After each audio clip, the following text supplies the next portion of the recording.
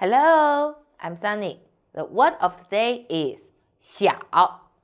In this video, I will teach you how to pronounce it, how to write it, and how to use it.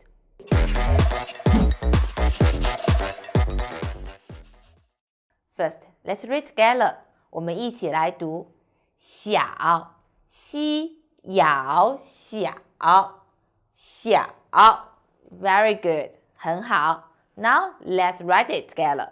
我们一起写竖钩点点小小 means small, little. So we can say small apple, 小苹果。Now, see my hand have two monsters. Compare with... Oh, sorry. Hey, sorry. One more time.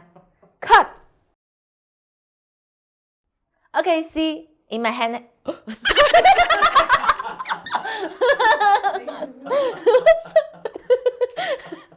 Okay, look. Here have two monsters. How about the blue one? It's very small. So we can say, blue monster is the small one.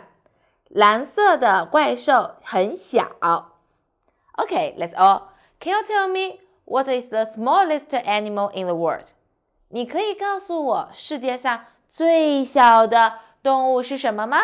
Comment below and tell me. 在下方评论区告诉我。Thanks for watching. See you next time. Bye bye.